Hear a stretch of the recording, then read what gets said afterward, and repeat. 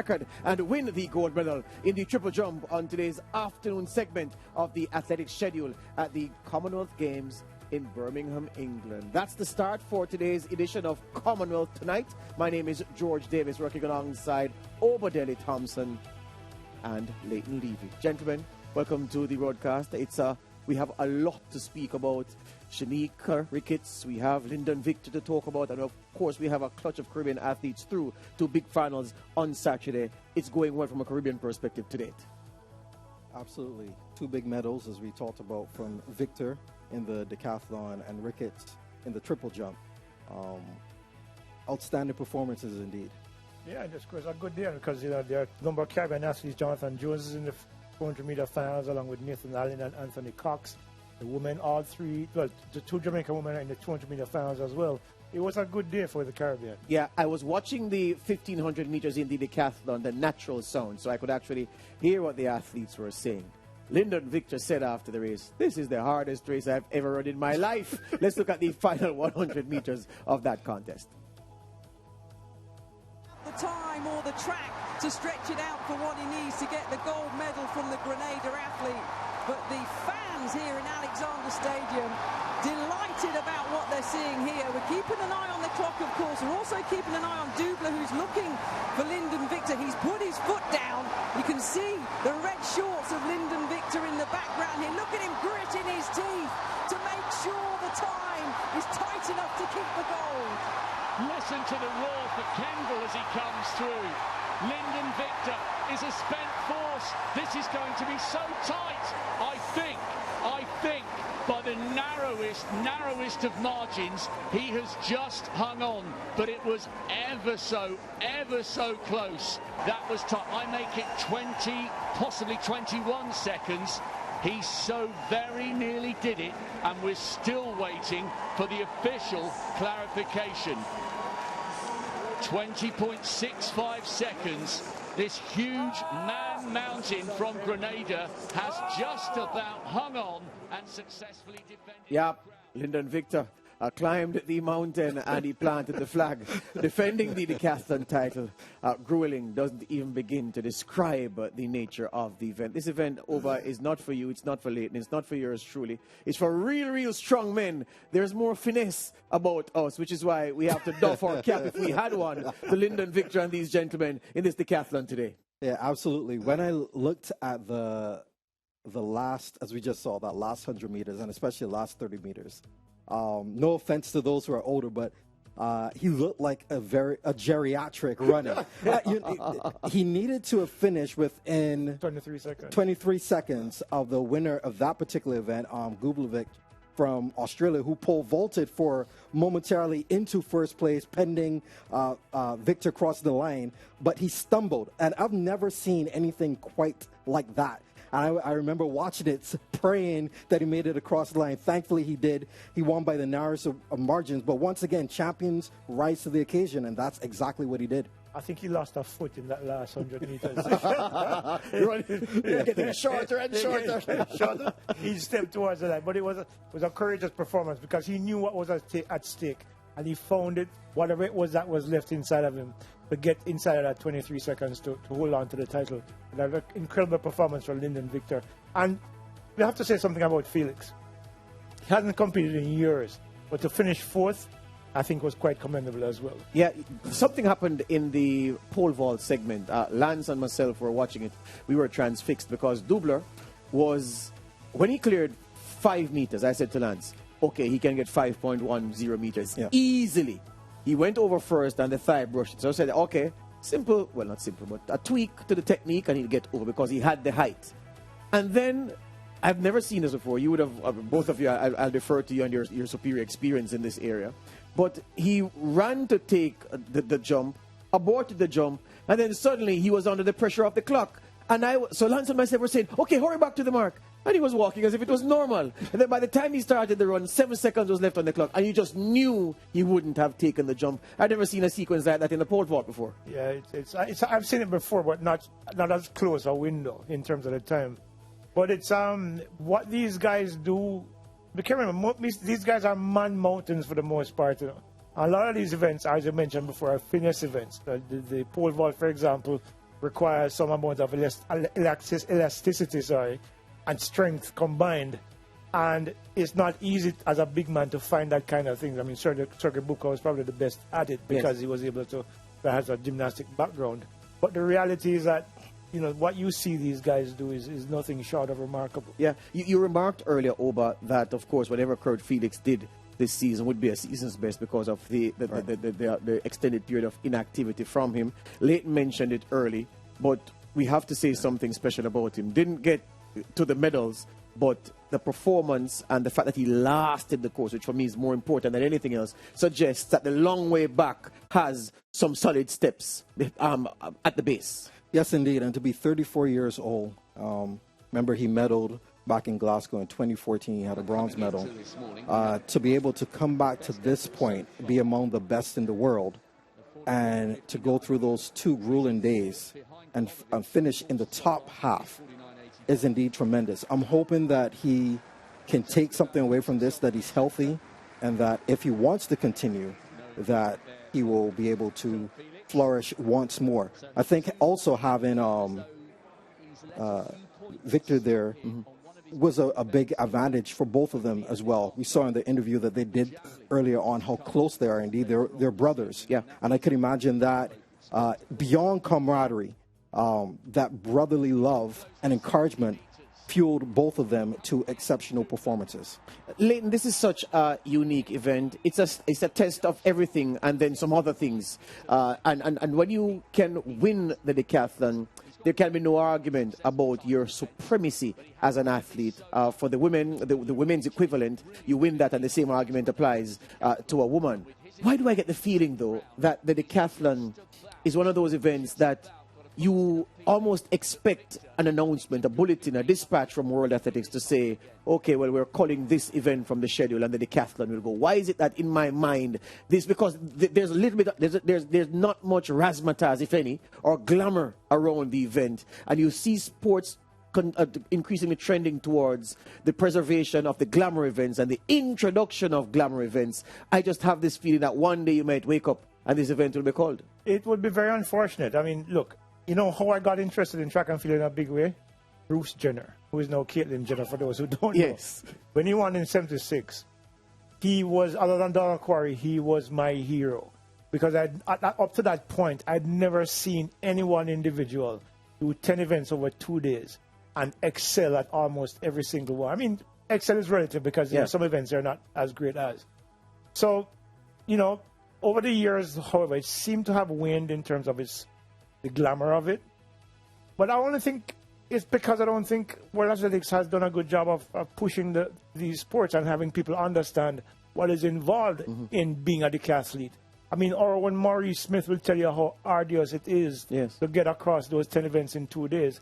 It's the truest test of versatility and strength and endurance in any sport. I don't care what anybody talk about the NFL or whatever it is. The decathlon is the ultimate event. It defines this true character and strength of man. And I think you might not be wrong, but if it's true, it's unfortunate. I might not be wrong, but you hope I'm wrong. Before we get to Lyndon Victor's interview, do you two, Oba, have existential fears about this event?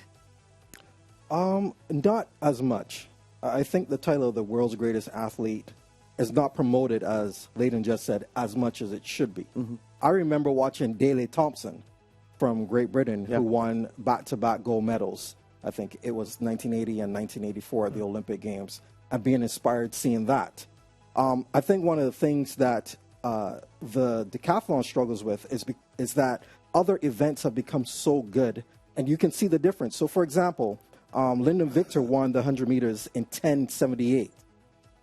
That's almost a second slower than the fastest 100-meter runner. So it doesn't have that same pop. But hopefully, World Athletics finds a way to keep promoting it, because indeed, these athletes in the heptathlon and the decathlon are the world's greatest athletes.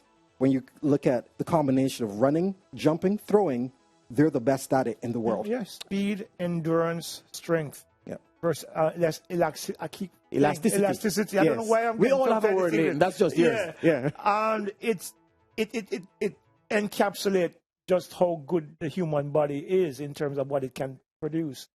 And and as Oba said, I don't think they promote it enough, because in reality, it is the true test. Yeah. Well, we certainly hope that Lyndon Victor's performance, his defense of his title, can inspire more young men from the Caribbean, and of course the women, the young girls who watch the heptathlon will also be inspired to continue and make a career in the event, because it is an ultimate test, and the person who stands atop the podium is rightly regarded as an athlete par excellence. Let's hear what Lyndon Victor had to say after his gold medal performance. Lyndon Victor, what a performance. You knew that this would be tough.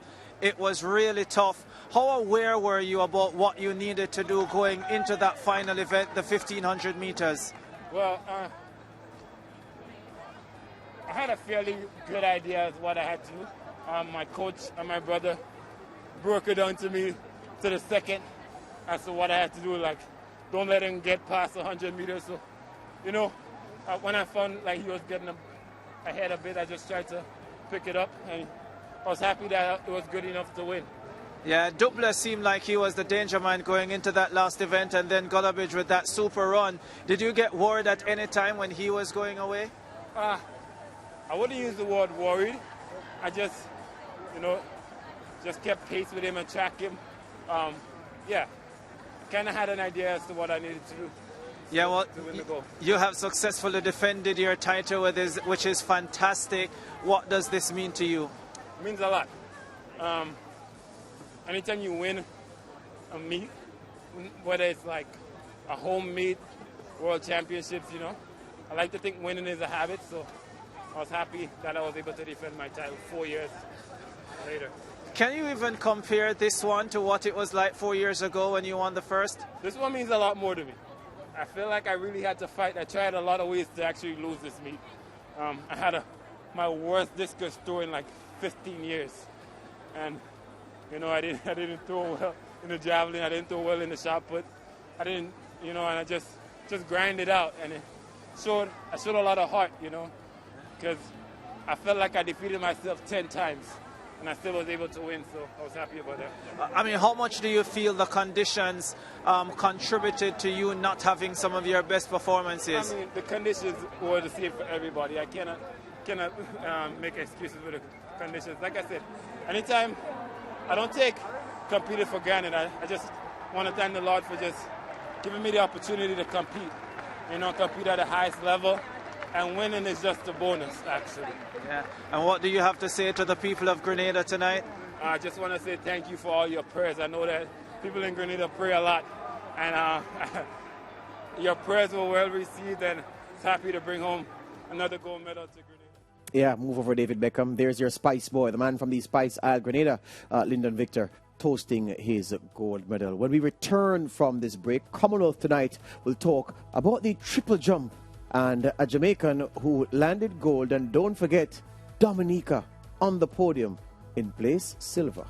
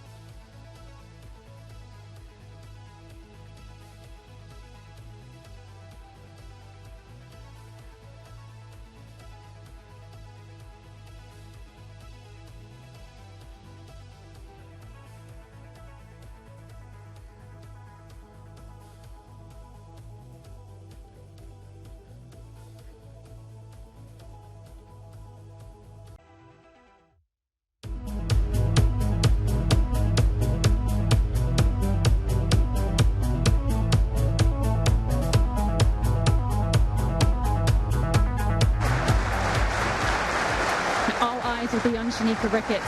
She finished second at the World Champs in Oregon, second at the Commonwealth Games in 2018, and she will want this title. And oh, that is big again. Almost at the 15-meter mark. She has never been over 15 meters. And tonight just could be that night.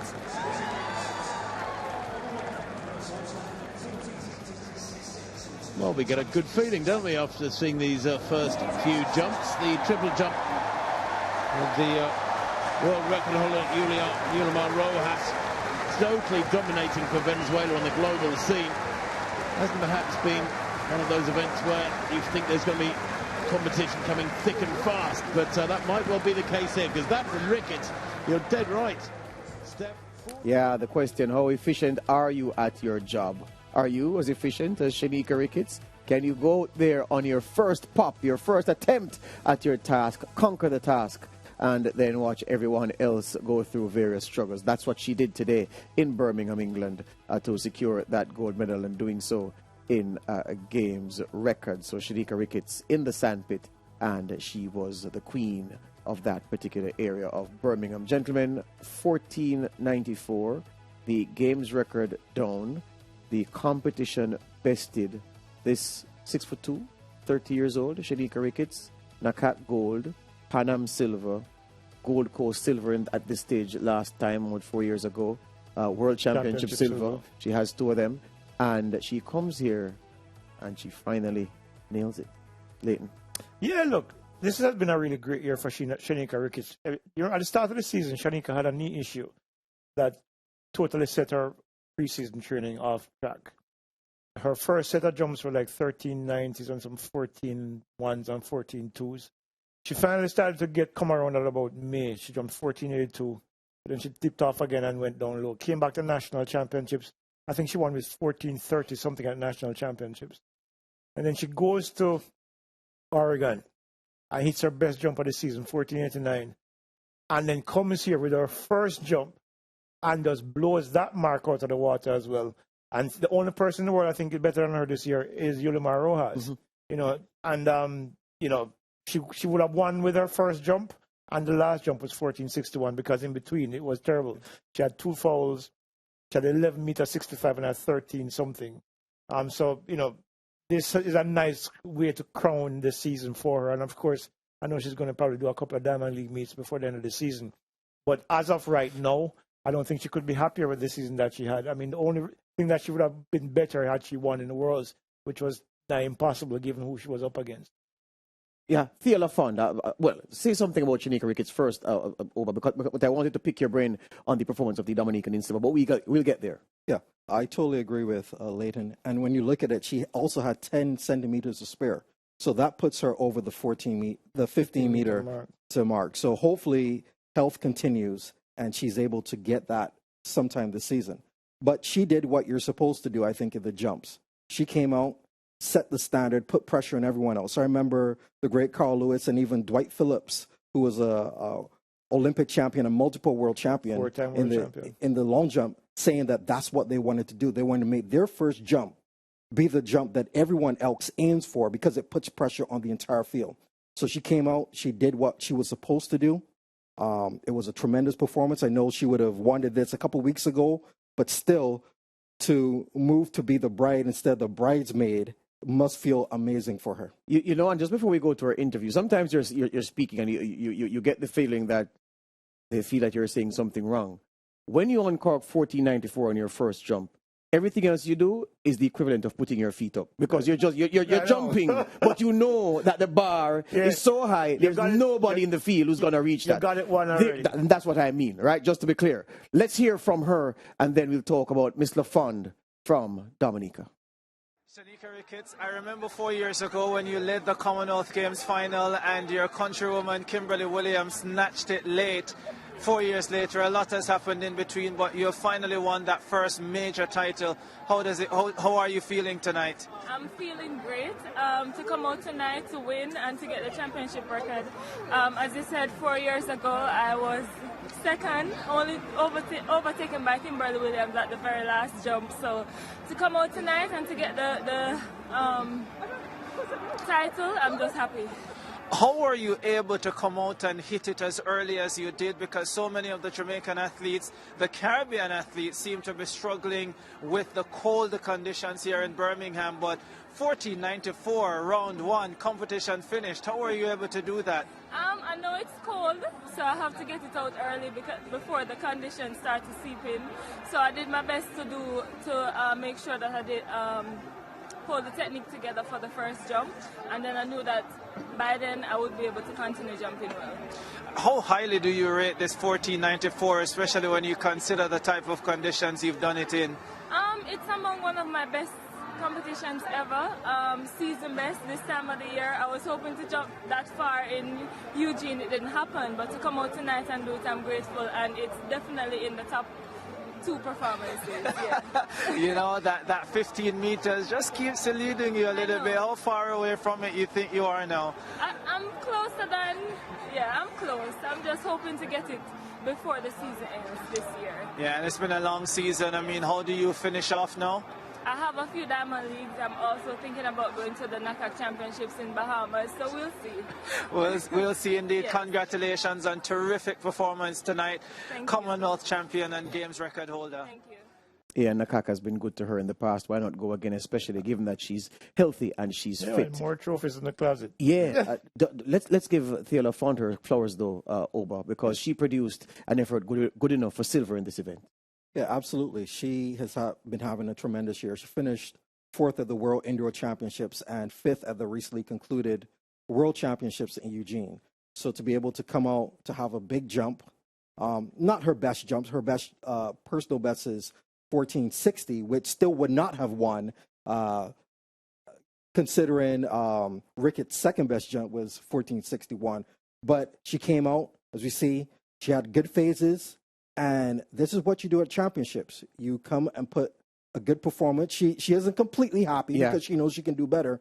But as Shanika was saying, it's a cold night, and the athletes struggle with the board. Right here, she hit it, but a lot of times the athletes were 30 centimeters, 12 centimeters. So to be able to put together a jump like this and to get on the podium is a tremendous performance. And she actually beat Shanika Ricketts in one of the Diamond League meets earlier this season. Yeah. So, she knows what she's capable of. Yeah. So, You came to the office early and I heard you cheering her on. Yeah, look, she's a solid jumper, and I think consistently for the last maybe 2 seasons, she's probably been the second best triple jumper out of the Caribbean behind Shanika Ricketts. And she's been consistent. As I always said, 14.60. And she's been in that ballpark, somewhere between 14.40 and 14.60, which says that she's getting better over time. And I think it's a well-deserved silver medal for her. Yeah, we used to have a Dominican on staff here at SportsMax, Orion Buchanan, who's now at the Gleaner. He'd be running around crazy if he was still here, seeing Dominica grab this silver medal. But I'm sure wherever he is, he's still enjoying the success. Let's hear what Thea had to say post-competition. TLF1, what a performance tonight, upgrading your bronze medal from 4 years ago to a silver medal tonight. How are you feeling? I'm feeling pretty good. There were still a couple jumps that I felt like I kind of left out there. The weather definitely played a strong factor in tonight. My toes are still warming up. But it's always lovely to be here at the Commonwealth Games. I mean, this energy is like infectious. And to bring home a medal for Dominica and to upgrade that medal from 4 years ago, such a blessing, such an honor. I'm happy. How significant do you think this is, not just for you, but for your country? I mean, we are an island of 72,000 people.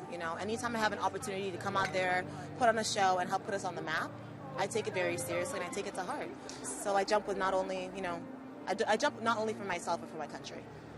How much is this redemption for maybe not performing as well as you would have hoped at the World Championships? It's definitely a feel-good moment. I definitely hit a little bit of a low after Worlds. But I think this today also served as a reminder that there's still work to be done for me, as I also figured out in Worlds too. And I'm excited for the rest of the season. We've got quite a few meets left to figure that out. All right, well, congratulations. Great job tonight. Well done. All of Dominica, I'm sure, is celebrating. You now have an opportunity to say something to your 72,000. Oh my goodness, thank you for the honor of representing you. Thank you for the support, the love, and, eat some baked and saltfish for me tonight, okay? Dominica to the world via the Commonwealth. One thing before we go to the break, Leighton. Kimberly Williams in 4th, it just didn't quite come together. No, it hasn't been a pretty great season for her. She started out pretty weak, and she has gotten a little bit better, but it hasn't been the kind of season she would have hoped. People forget she's a 2014 champion, you know, and she's been consistently in the top 5 or top 6 in the world in major competitions. But this year hasn't been quite clicked for her. I'm not quite sure whether or not she has had injury issues or it's just a form thing for this year. And, you know, she's not exactly a spring chicken anymore, you know, so maybe a combination of all those things, but she hasn't quite fired the way we, you know, 1464, I think, is her PB. She's well off that this year. You know, if she had jumped anything very close to her best, she would have probably been on the podium this year as well. Oh, but, you know, if I were a jumper, I'd be scared because watching Kimberly Williams and seeing it not quite come together, as I said to Leighton, you know, I get the feeling that you can be a practitioner in this discipline, perform well, go to bed, wake up, and tomorrow nothing goes right, and then you can't get it right back to where it was before it initially went bad. Yeah, well, the thing about it is that's why we train.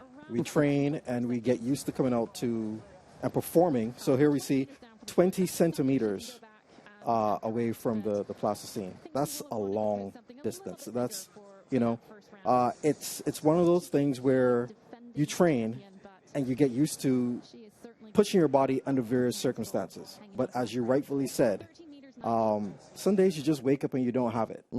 And the champions who are able to do it year in, year out, that's where I tip my hat to them. Because it's not only about talent, it's about the ability for so many things to go right at the right moment. Yeah. And so going back to something that Lyndon Victor said earlier on, he talked about his coach and his brother really telling him what he needed to do. And oftentimes it takes a team of people for you to be able to execute at your best. So even when you're not having the greatest day, hopefully you have people around you who are able to dial you in and say, okay, well, let's adjust here, let's adjust there. And tonight she was just not able to do it, but we look at her history, she is indeed a champion, and hopefully they can figure things out for the rest of the season. Yeah, because she's represented Jamaica so well over the years. You know, she's had an outstanding career. So it's I almost call it unfortunate, but these things happen in sports where things just there are periods of time when things just don't seem to click. Yeah, tomorrow is Derby Day and the coverage is live on SportsMax. If this were a horse race, we would say that Kimberly Williams at this time is groping for real form. We take a break. When we come back, hurdles, sprint hurdles, women.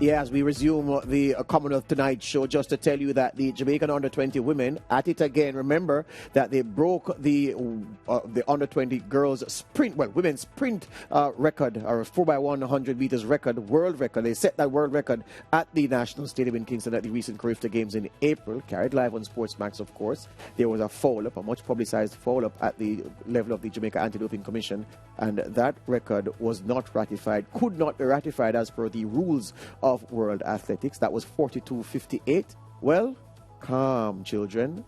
42.59 is what the quartet uncorked today in Colombia. 42.59. So that mark is down, and hopefully World Athletics will not have cause to say they will not ratify the mark. So they have corrected the mistake that JADCO made, and more power to the young women for so doing. All right, let's talk about women's sprinting, sprint hurdles now at the Commonwealth Games level. We're talking about the seniors, and let's start with Heat 2, which featured the miniature Jamaican, Megan Tapper, in terms of size, but she's all heart and talent, and the Bahamian, Lavina Charlton. Well, Charlton, just as she did in the World Indoors, has got a great start, but Tapper now coming through, and Mucci running well for Australia in third.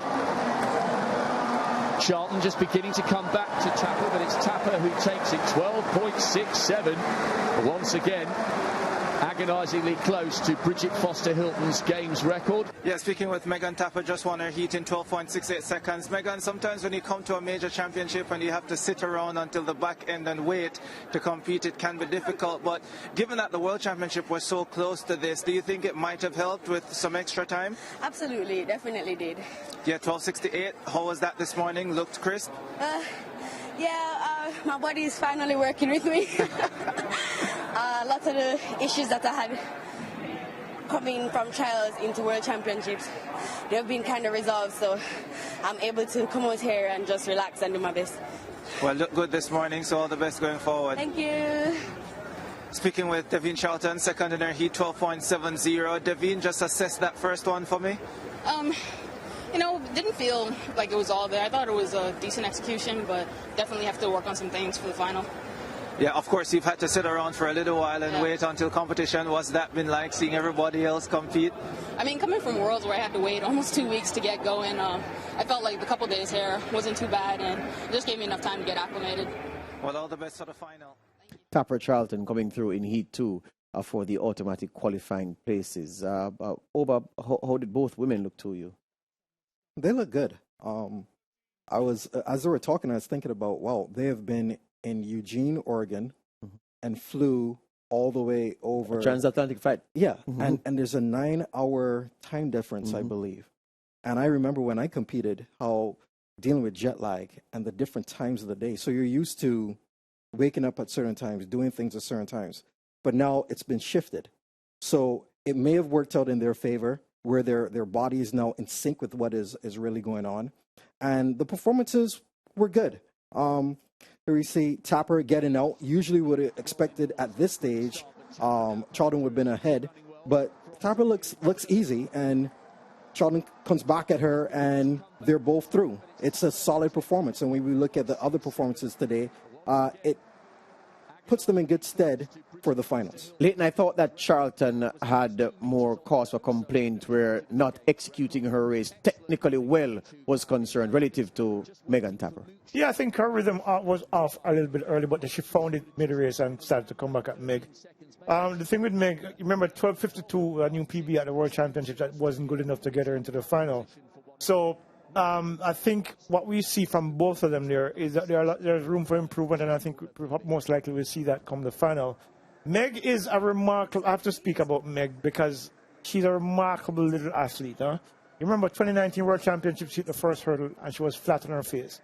Many people who would have fallen as many times as she has would have probably given up a long time ago.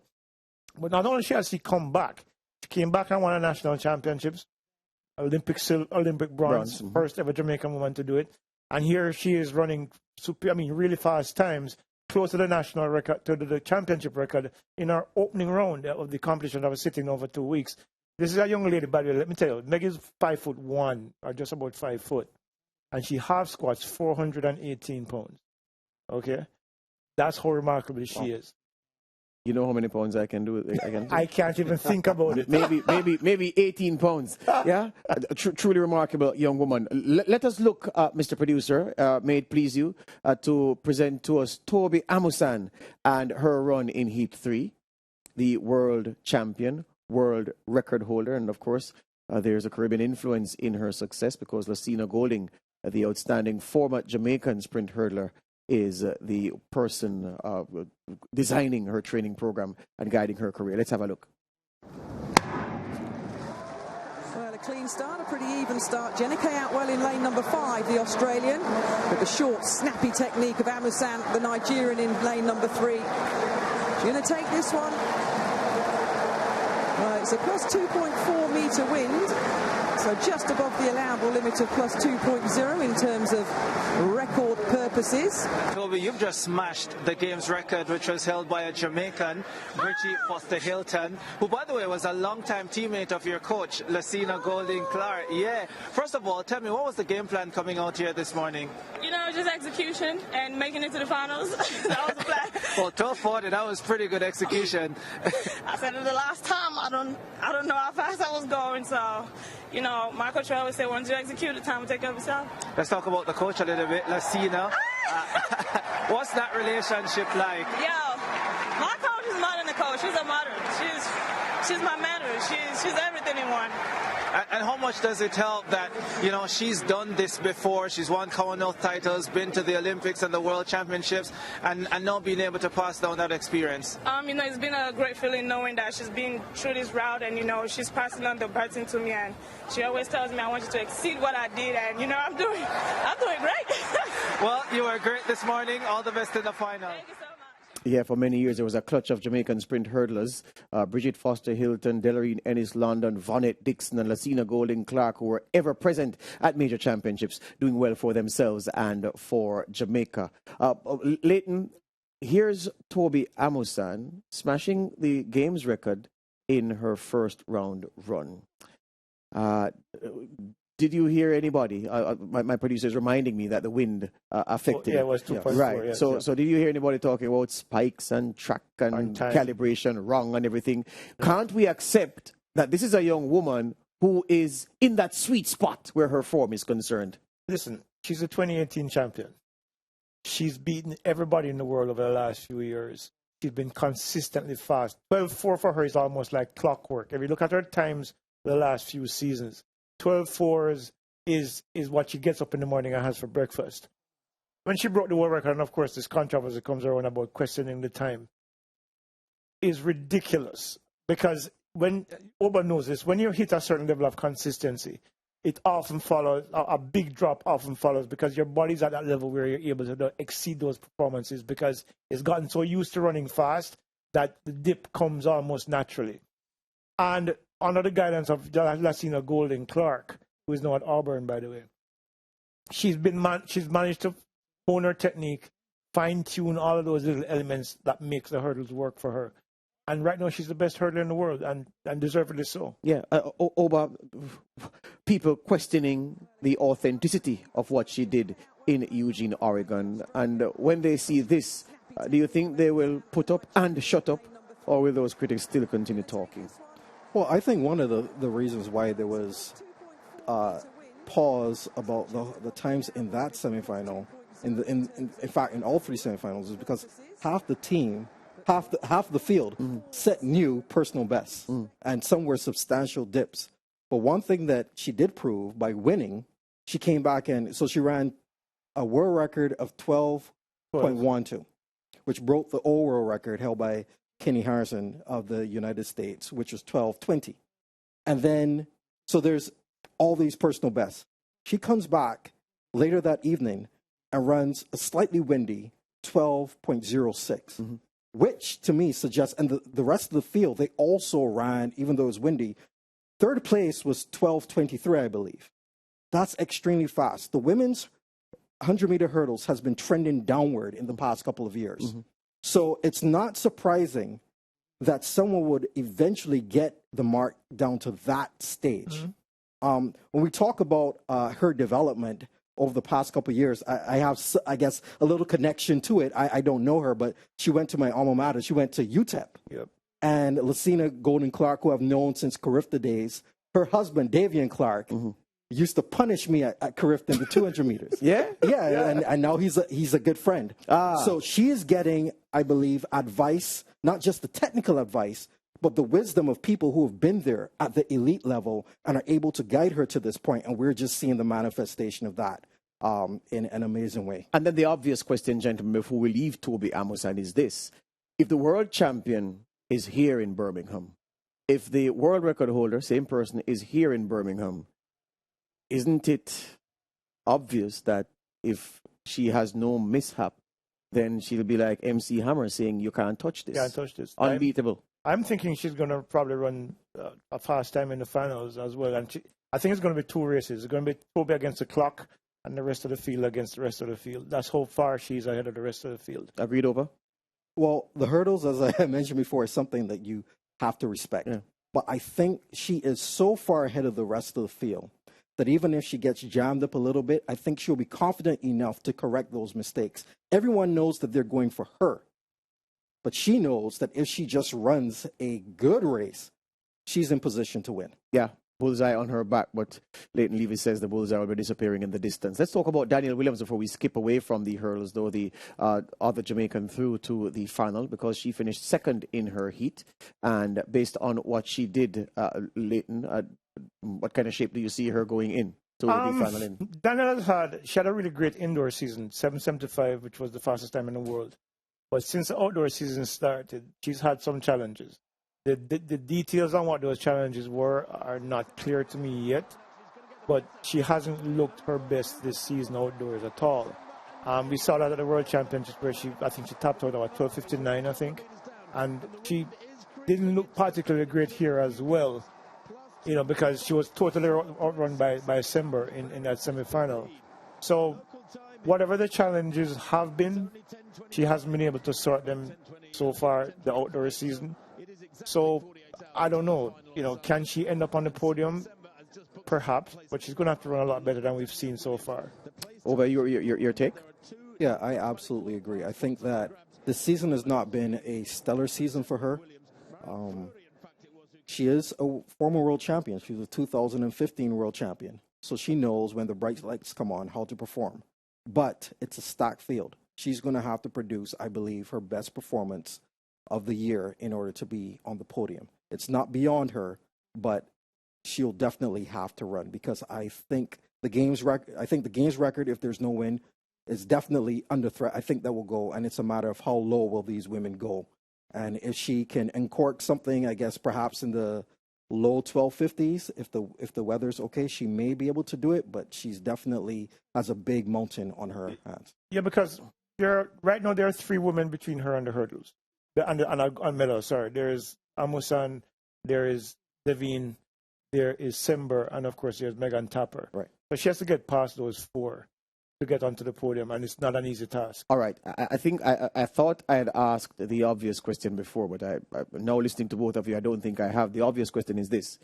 And ceteris paribus, all conditions held constant, nobody falls, nobody kicks any hurdle in a way to cause them to miss their stride or their step. Who wins silver? Oh, right. Based on what we saw today, yes, Cindy Sember looks the most likely. The birthday girl from today. So she'll celebrate her birthday with a silver medal tomorrow. But Megan Tapper, for me, has the potential to go faster than the 12:52. If the conditions are right, because it's chilly and everything. 12:52 in Oregon tells me that she has more in her legs, and she's had 4 weeks now to rest and to train and to get sharp. But I think it's between Meg and Devine. Give me a name. I'm going to go with Meg. I'll go with Meg. There you go. Thank you. Oba, your silver medal favorite in this 100 meters hurdles. I will go with Megan Tapper as well. Although I think Sember being at home, it's a birthday weekend. She's going to feel the energy of the crowd. She knows what it's like to be in this situation. And I'll put her at third. I'm going to go Caribbean, to split the Nigerian and the English woman. And the English woman. All right, so we can't sing Go Shorty, it's your birthday for Sember because she's tall. But she's still a shorty, so you call your girlfriend. All right, let's talk about the 4x4s now, because there will be Caribbean representation, strong Caribbean representation in the final, but the boys had to run hard. Barbados, they got through as one of the fastest non-automatic qualifiers. Jamaica ran hard. TNT also ran hard. Let's look at what they did. Coming round that bend and putting the Indian under pressure, with Makobi of Kenya closing in on the Trinidadian. Let me say, no, take it with the odd. The other 2 teams quite a way out of this at the moment. A disappointment from the Barbados athlete. I wonder if he's got an injury, Griffith. He's virtually coming to a standstill. Trinidad, Kenya, India, and then a long way behind the Barbadian quartet. Yep, so Jonathan Jones ran a cracking leg for Barbados to get them in, and his leg helped them to run a time good enough to get a place in the final, despite them not finishing in one of the automatic qualifying places. Gentlemen, the sum total, well, let me ask you first, Oba, the quality of the Barbadian quartet, and notice I'm saying quartet because we know that there are quality runners in that foursome that they sent out, but the quality of the quartet good enough to cause problems for the medal favorites in the final?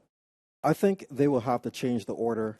Jonathan Jones, who we see here, runs for the University of Texas.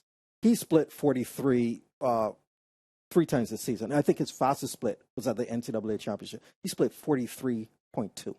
We have another young runner, Kyle Gale, who also got knocked out of the semifinals in the 400. He's had a long season. This is his first season under 46 seconds. And then there are the other runners who have been competing for a long time in college. They're tired. I know they're tired. Hopefully they have one big run left in them. I don't necessarily see them compete for a medal, but if they get the order right and everyone runs to the best of their ability, who knows? What about TNT, Leighton? I think I could say the same. I'm saying to Lear, if Jereme Richards comes into the squad, which I suspect he will, because he'll be fresh. They're a lot stronger. Sidney is not quite the athlete that he used to be. So I think if they can put together a good performance in the final, I think they'll probably end up on the podium, because this field is not necessarily an elite field by any stretch. They're running 305s and 307s. Yeah. They would have problems at the inter-secondary school championships here in Jamaica. So the reality is that the field is close. So it comes down to execution. Jamaica has an okay team. Cox, of course, I think Nathan Allen will come in as well. That makes him a bit stronger. Javon Powell. And the Kenyans are strong. I think Carib will come in for them as well. So it's hard to pick, because you don't know how well they're going to perform in the final, because the quality hasn't been that outstanding. In the 400s, the flat 400s are the relays. So it comes on the day, I think, comes on to execution. I think there will be a Caribbean team on the podium. The likely team to be on the podium will be probably Jamaica. But the Kenyans and probably, I think Botswana has a decent squad. Yes, Botswana. Yeah, but, it's hard to... I've been thinking about it all day, and I can't really separate anyone in terms of a clear favorite. Funny he says that Jamaica is the most likely Caribbean team to be on that medal podium, because one would have thought that the addition of Jereme to this TNT team would give them something that they lacked in the preliminary run. Possibly, but Jamaica did come second at the World Championships a couple of weeks ago, and they didn't run their best quartet. One thing that disturbs me, though, is the schedule. The schedule is horrendous. Yep. Who on earth can think about putting the heats of a 4x400 meters the same day as the semifinals of the Open 400? And not only that, they gave the athletes in the 400 2 days off. Why not schedule back-to-back 400 meters, give a day off, then you run the finals of the 400. Then on the Saturday, you run, as they usually do, the preliminary rounds of the 4x4. Sunday, the final. Sunday close down the final. Yeah. This has been extremely tough on the athletes. It makes no sense. And I think Jamaica is still poised. I think they're the team to beat. Botswana will be there, and as we say, Kenya will be there. So I do suspect if it's going to be one team, it will be Jamaica, and of course, the next one will be Trinidad. Yeah, because the key thing is that I think with Jamaica, there's a Javon Francis he's a 45 athlete this year, and he's not Javon Francis that ran a 43 split in 2015.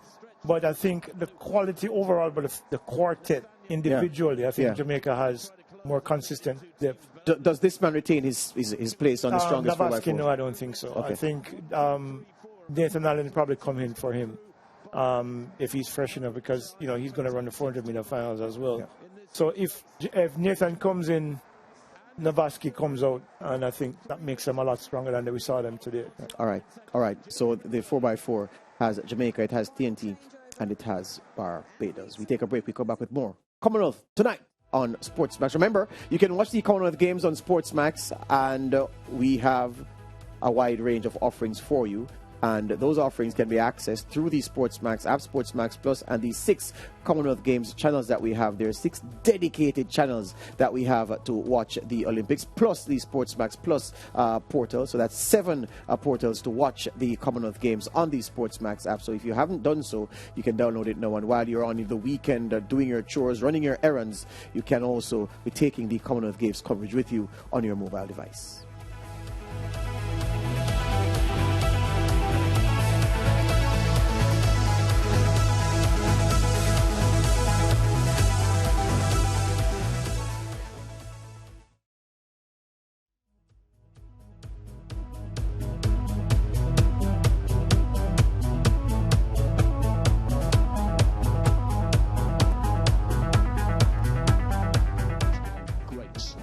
bidding to get into the final and do the 100-200 double at the Commonwealth Games.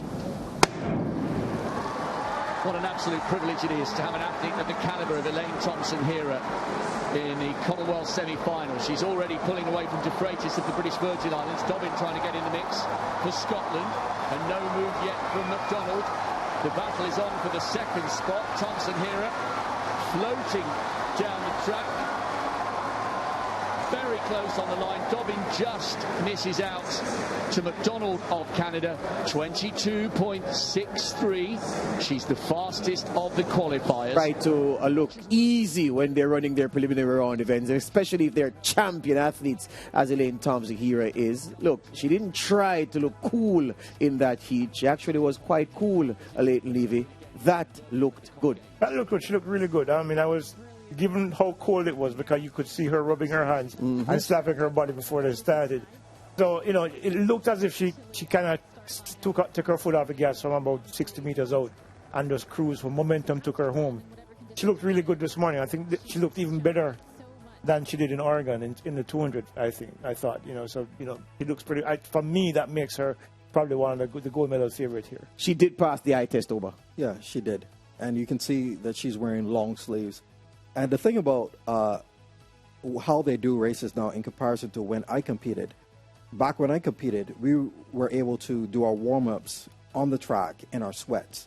Now they make them strip down earlier, so they're out in the cold, exposed to the elements a lot longer. When it's warm, not a big deal. Here, when it's cool, your body temperature is dropping, and you have to be really smart about how you stay warm. And she did just what she needed to do. She won by half of a second. She's unpressed, make it into the finals, turn up, and I have her as the favorite. Yeah, let's look at two more athletes before we move on, because I want to look at the Nigerian who caught Oba's eye yesterday from an athlete's perspective, and also want to look at Christine as well, who is recovering from injury, the long road back to the kind of form which saw her chase Elaine in Tokyo last year. But the Nigerian Favour-Ofili, well, we have that race, so let's look at it first and then we do the analysis.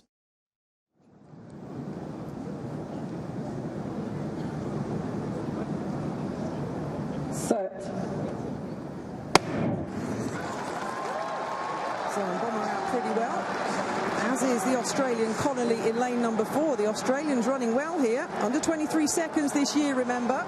And the Australian will sweep into the home straight. Just the first two guaranteed a place in the final. But here comes the rocking and rolling style of Mboma, the 19-year-old. Is the Australian going to hang on? Maybe. There's a photo finish between her and Das of India in lane 7. But Christine Mboma, 22.93 seconds. She had that thigh injury back in May this year. And got back into training in late June. And after a 23.2 clocking in the heat, confirmed at 22.93 seconds, Rob.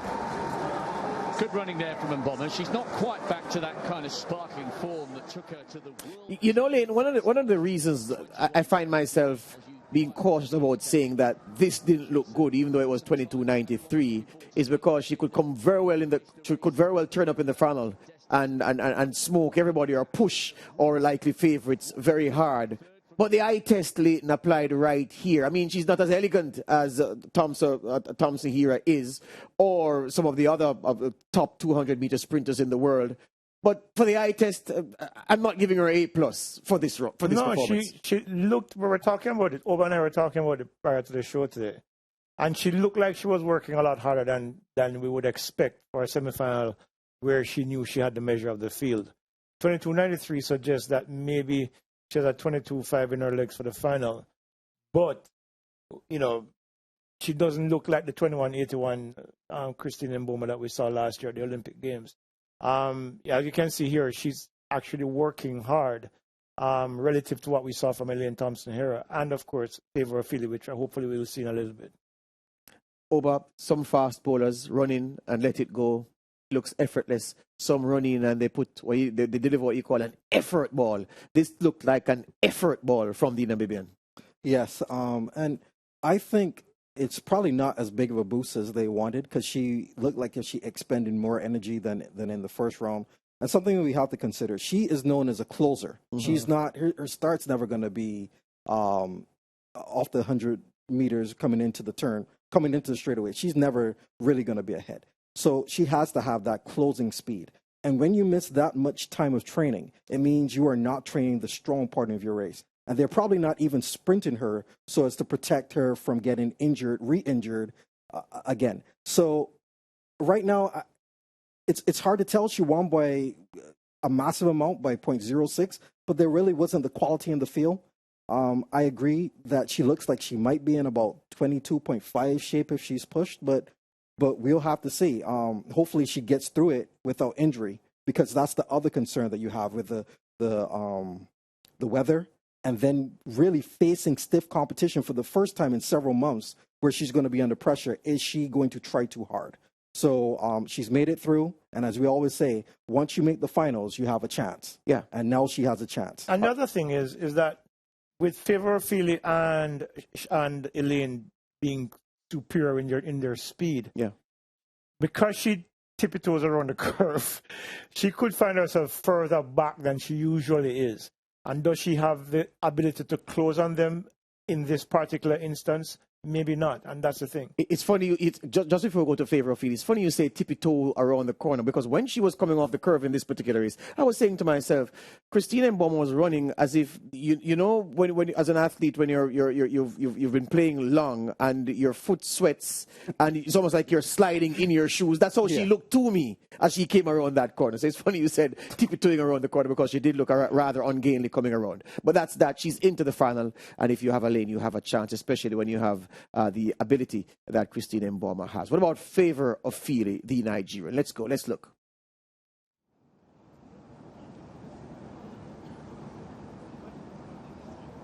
Set. White, 8th in the 100 here. Watch her for a fast start from her. So, Jacinta Beecher of Australia goes on the outside, 22.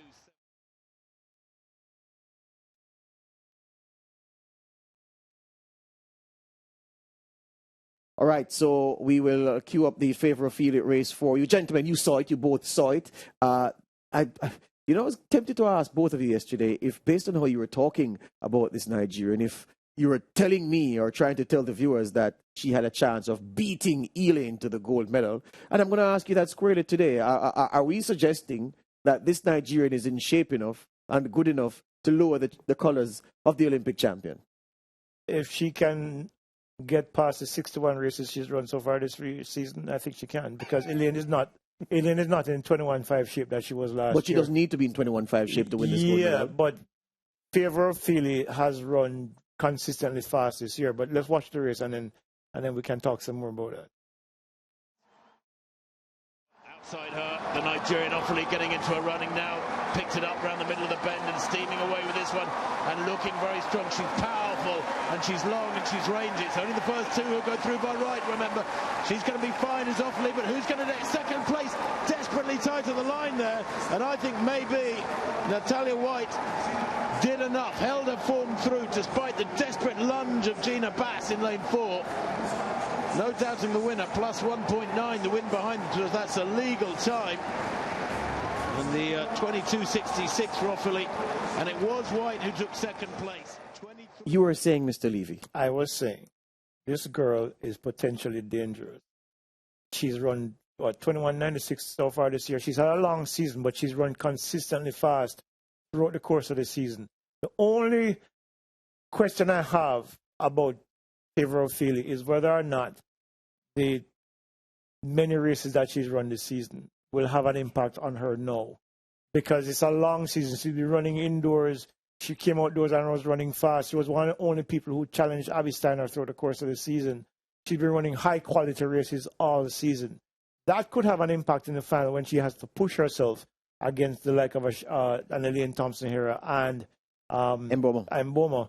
Because even there, you look at, Natalia White, who is not a slouch, she really separated herself from her off the curve, which tells you that she still has enough energy to run a really good curve and come home with the kind of speed endurance that she's demonstrated all season.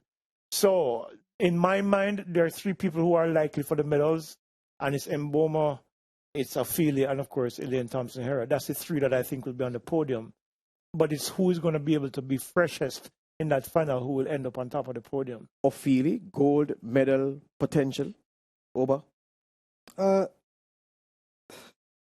that's what Leighton is saying. Okay.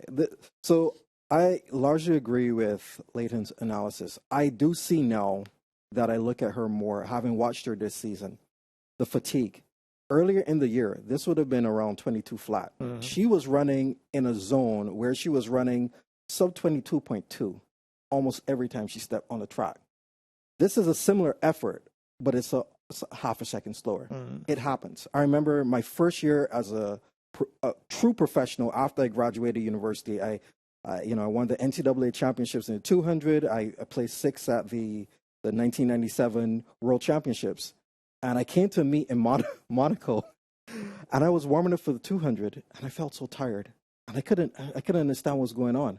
I know I'd done all the background work. I know I could run these times, and then my body just felt flat. What I think we're seeing for some of the college athletes, they run so many races, and if you're not careful, you can run a bunch of fast times at inconsequential meets.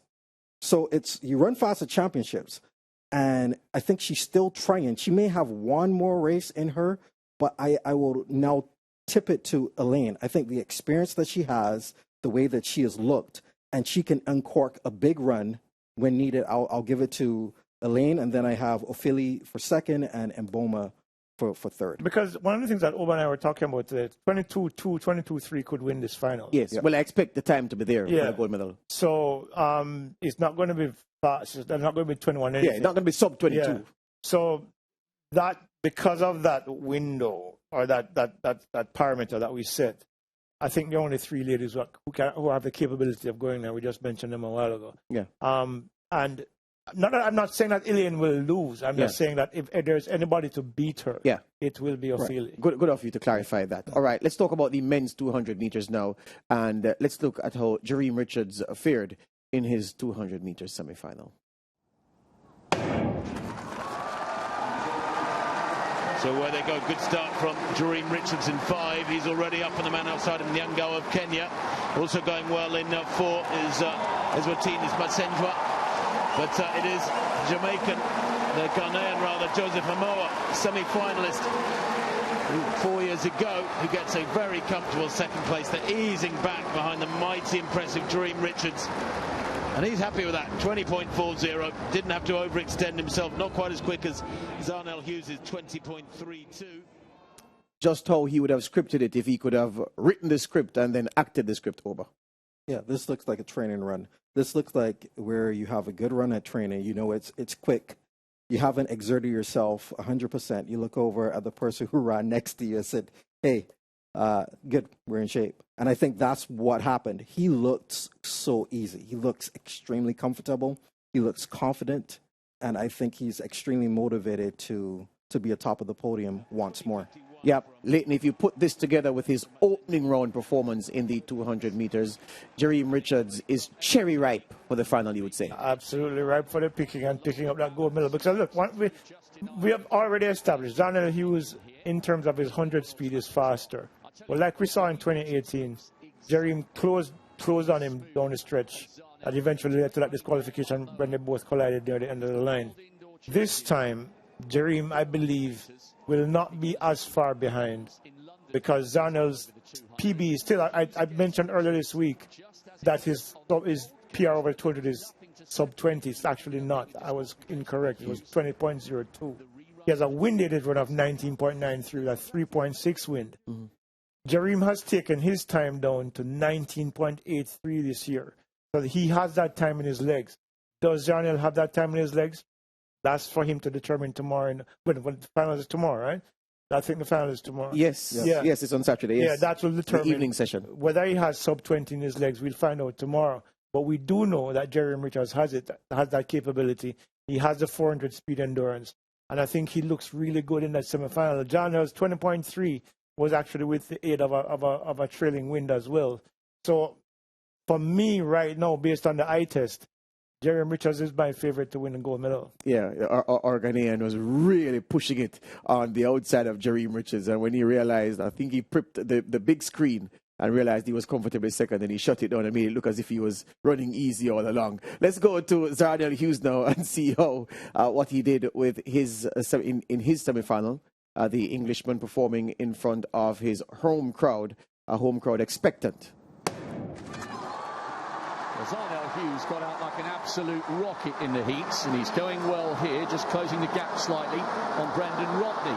Watch for the Nigerian coming through on the inside, but this is great stuff from Hughes.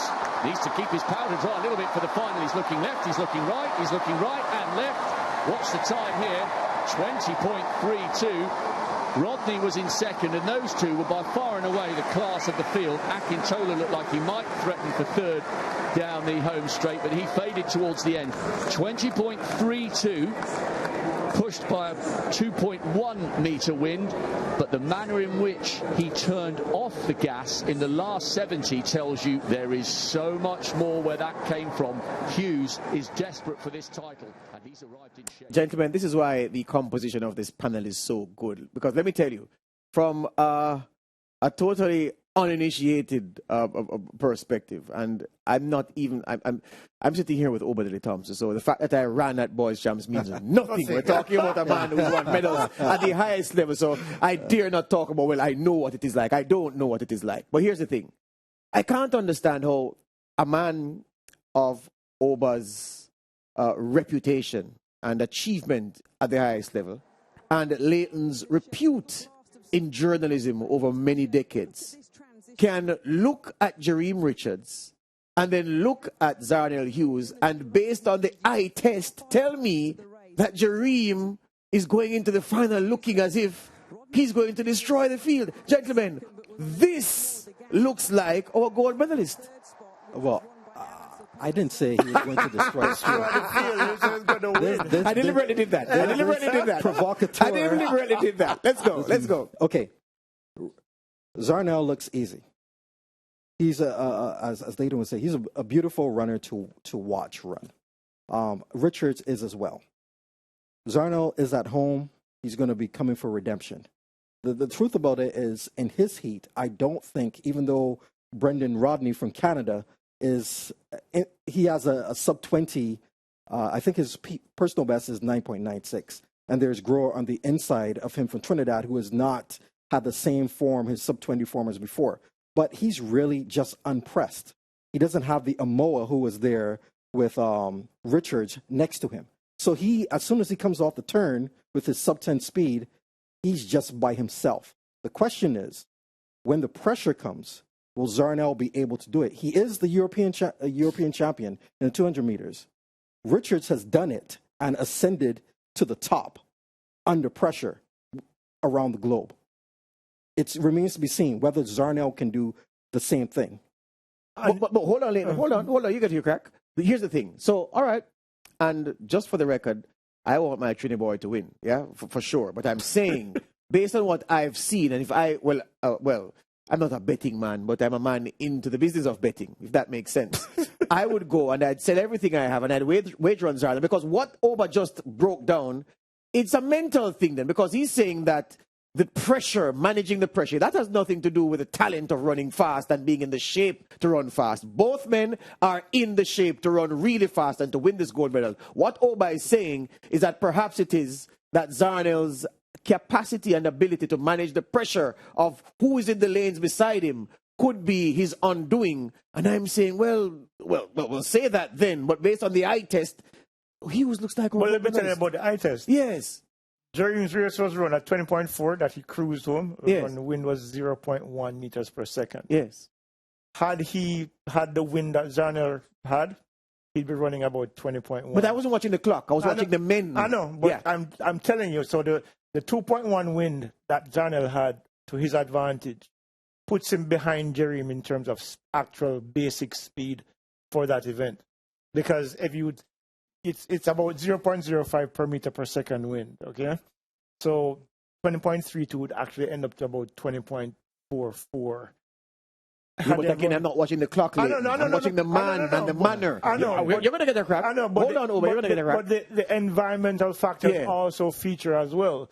Because if Jereem's 20.4 with a 2.1 wind is about 20.31 or 20.29.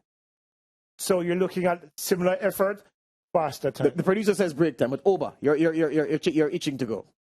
One has a personal best run this year of 1983. The other has a personal best of 20.02 run, I think, in 2015. One is stronger at the end, one is stronger at the beginning. I go Richards. We take the break. We come back with more on Commonwealth Tonight.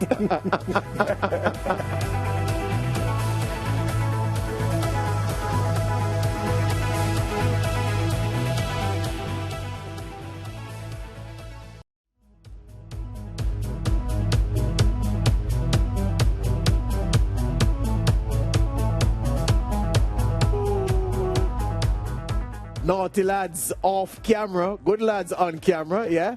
My producer says this is the Barbados segment because we're going to talk about the 400 meters, the flat 400 meters, and let's look first at the work that Shanae Williams did in her semi-final heat. The athletes in 5, 6 and 7. Williams of Barbados, Bromfield of Jamaica and the Canadian Constantine. Now she begins to wind it up. Does Sada Williams, probably just maintaining her form better than the others. She comes into the straight. What a run this is from Jodie Williams. This is the Jodie Williams we saw again and again last year, although she's struggling in the last 50. Is she going to get caught here? Jodie Williams fighting away. Constantine of Canada eases past her. And Williams finishes in third place. She may well have run a season's best there. Sada Williams of Barbados wins it in 51.60. Well, she's run nearly 2 seconds quicker than that. Comfortable enough with that, Oba? Yes. Here's the thing about it. Sometimes when you run slower, it hurts even more. It's one of the weirdest things. Sometimes you run extremely fast and you feel great. She did what she needed to do. If you look at where she really pulls away from the field, it's from around the 250 meter mark up until around the 350 meter mark. She did that. I think her coach probably just instructed her, you know what, let's attack this third 100, gap them, and then relax coming home. And I think that's probably what she was doing. She was never under stress or never pressed. So she goes into the final as the favorite. Hopefully they're able to recover. She's able to recover well. They run on Sunday, and yeah, I expect her to be at the top of the podium. Yeah, Leighton, quickly, Janelle Bromfield was under pressure from a long way out, the Jamaican. Perhaps testimony to her strength that she groaned and she groaned and she groaned and she got that fourth place on the line, which gave her a non-automatic qualifying place through to the final. I was actually, I wasn't particularly pleased with her race overall, but she's in the final, and if you're in the final, you have a chance. The thing is, just to add to Oba's point, I think Sada Williams, having run 49.75 at Worlds, I think this is going to be a cakewalk for her, because I think not only physically she's ready, but I think mentally now she believes that she belongs. Yeah. And because of that belief, I don't think there's anybody in the field who I see who is going to be a legitimate threat to her. Yeah, she may have believed she was elite before the World Championships, but she confirmed her elite status there, and now she's at a place that she thinks that she really ought to be destroying rivals at this level. Let's look at Jonathan Jones in his 400 meters semi-final. For Jonathan Jones, third from the left-hand side. Now the 800-meter strength begins to come to the fore. He's running towards the inside of his lane. Powell, the Jamaican, is going well, and no move yet from Samakonga. Has he got anything left? Now the Zambian begins to come through. Jonathan Jones and Samakonga are the two qualifiers for the final, with Powell run out of it in third, and he might not make it with that non-automatic time. I really like this guy. He's a great combination runner over 1 and 2 laps. There was a little bit of histrionics going on elsewhere. He wasn't interested. 45.82. Jonathan Jones getting kudos from the commentator, Oba. And are you associating yourself with those comments? Yes. Jonathan is an athlete that I really like. I'm fortunate to, I'm sure he has others, but to be one of his mentors. So we talk quite frequently. And one thing I like about Jonathan is he likes to keep it simple. Here's what I have to do today. This is what my coach and I discuss. I come out, I execute it. Not a lot of fanfare. It's just getting the job done. And at this level, he's shown that he can make global finals. He made the World Championship finals in Eugene. And he's here again in the finals. He looks good. And I expect him to have a solid run. It's been a long season. Fortunately, his 800-meter training is staying with him. So he's probably a little bit fresher than others who may not have had that same type of background. I'm not sure if he's going to compete after this, but he goes in as one of the fastest, with one of the fastest times. And, you know, I'm expecting him to be on the podium. Let's talk about the six big qualifiers to the semifinals, Leighton, and then ask you the obvious question. So we have Nathan Allen, Matthew Hudson-Smith, who beat Allen in their semifinal. Then we have Jonathan Jones, Samu Konga, the kamikaze Zambian, who ran on to finish second here after running a kamikaze race in the opening round of the 400 meters. We have Haran Adoli and we have Mwerisa qualifying through as the automatic qualifiers. Who starts as favorite in that 400 finals? Is it the man from Barbados? No, I think Matthew Hudson-Smith, coming off of the World Championship bronze, is the favorite. He's running in front of his home crowd.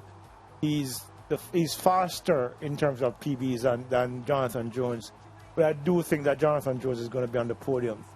Whether or not Nathan Allen can replicate the form that we saw him in the early round, where he ran a relatively effortless 45.18, I think he'd probably be on the podium too. But the kamikaze, the Zambian that you just mentioned, Samu Konga. Yeah, I don't know if he has another one of those big runs in his legs, because you saw him almost die in the preliminary round where he ran 44, sub 45, what was it, 44.78, I think it was, and then had all the parts of his lower body locked up and catching on fire.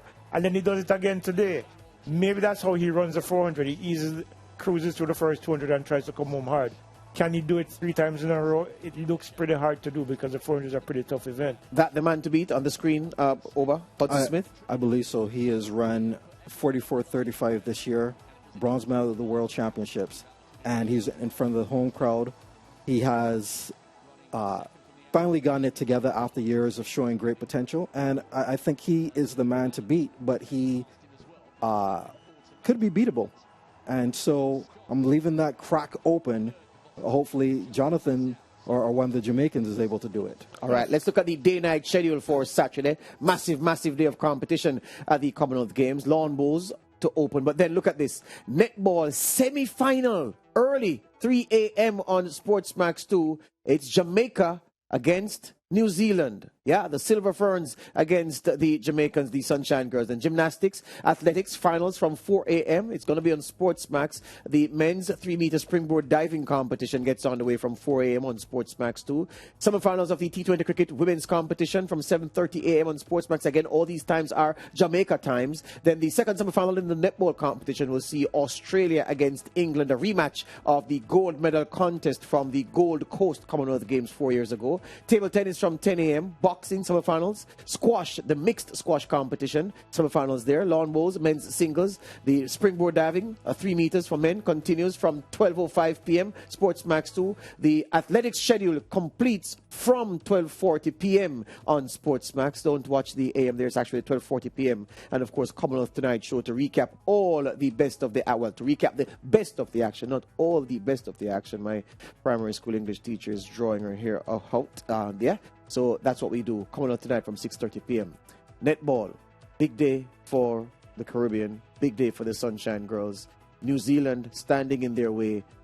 The final awaits England and Australia. Their rematch has come early, and those are 2 netball games worth dropping everything else to be able to enjoy in peace. And then big events on track on Saturday that we will be having a significant interest in as Caribbean fans, given the number of Caribbean athletes that are in those races. Gentlemen, I know that the netball is going to be big. What else are you looking forward to see on Saturday? High jump should be good. The women's high jump. Yeah. 2 Jamaicans are there. Lamar Distin and, of course, Kimberly Williamson both have jumped 197 and 193 respectively this season. I think they have a good shot of being on the podium. They can deliver those performances that we've seen from them earlier this season.